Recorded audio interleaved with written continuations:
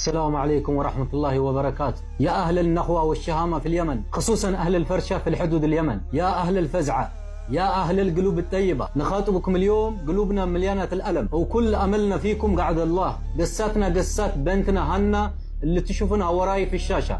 هنا كانت تشتغل في السعودية تكافح عشان تعيش وتوفر لرزعاتها حياة كريمة، اضطرت تروح للحدود عشان تضبط وضعها وترجع لحياتها بالشكل نظامي، لكن للأسف حسابات التهريب ما خاف الله فيها وتركوها في وضع صعب جدا.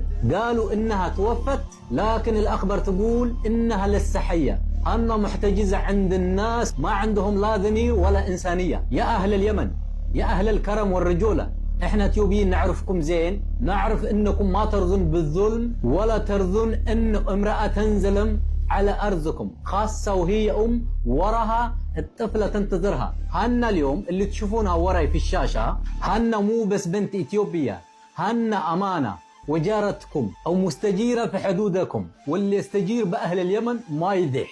اليوم نطلبكم بالله او بالرجولة اللي فيكم تفزعون أو توقفون وقفة الرجال وتبحثون عنها في إنقاذها من هذول الناس الظالمين. فزعتكم ممكن ترجع الأم للبنتها وتفرح قلب الطفلة محرومة من أمها، وإحنا واثقين فيكم بعد الله أنكم قدها وأنكم ما تخذلون حد يحتاجكم. خلوا غزية هنا غزية في بيت كلكم، لأن الحر ما يرضى بالظلم، وأنتم أهل الحرة والكرامة. رجعوا هنا لبنتها، الله يبيز وجهكم ويكتب أجركم ويحفظ اليمن وأهلها.